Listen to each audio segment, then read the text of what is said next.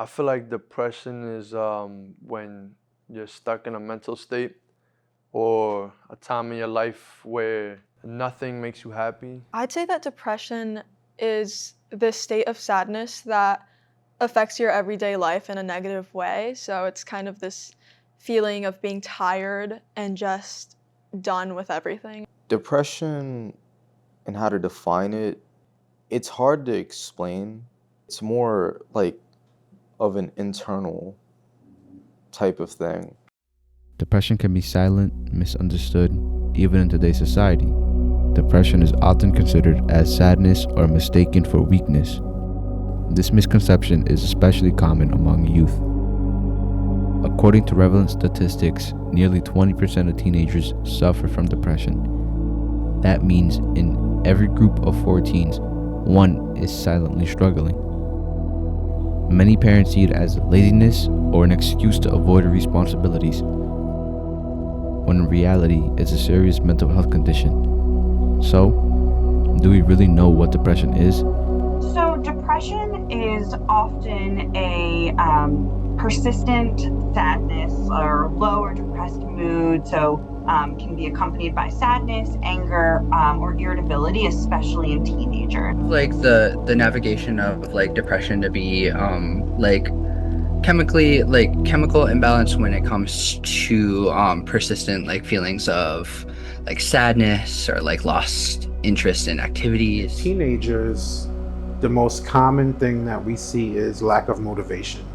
So it's not wanting to come to school. It's not wanting to do work when they do get to school. It's not wanting to get up out of bed in the morning. It's not wanting to eat. It's not wanting to bathe. It's not wanting to do the most common of daily tasks. Sadness is like a storm in the middle of the day. It may pour, thunder, and feel overwhelming. But eventually the clouds pass and the sun comes back out. Depression, on the other hand, is not just a passing storm. It's like being trapped in endless darkness, no light, no direction, and no sense of hope. Sadness is when a person feels upset about something. We all feel sadness at some point in our lives. Maybe we feel sad that we didn't get the part in a play, or we feel sad that there was a breakup with somebody, right? Depression is prolonged, meaning that it happens over a significant period of time, and it's persistent, it's daily. Sadness, right? We don't necessarily feel sad every single day, every hour of the day. It's a silent struggle, often invisible to others, but this leads to an even deeper question. Where does it come from? What causes so many young people to fall into this darkness?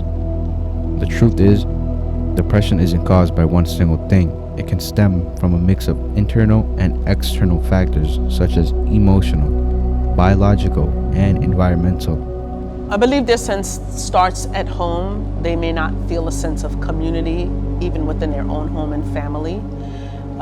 Navigating life is not easy in these terms as emerging adults.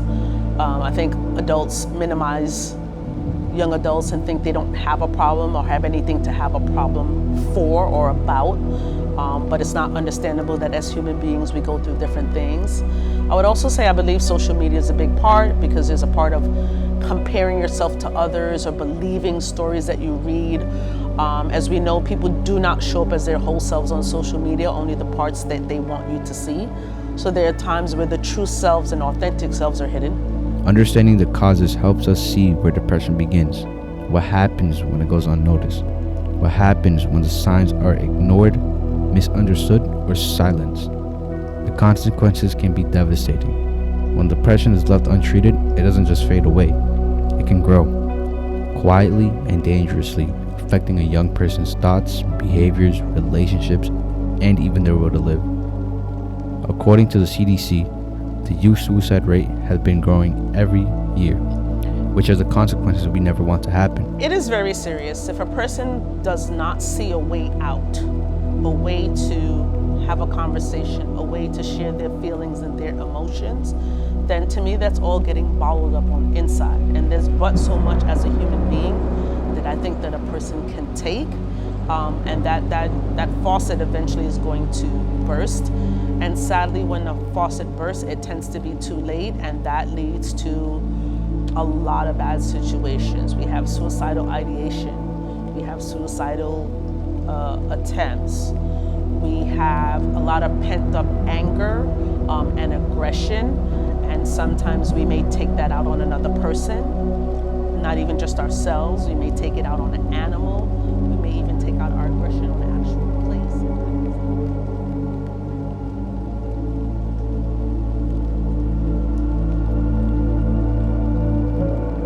So what's one of the hidden barriers to addressing youth depression?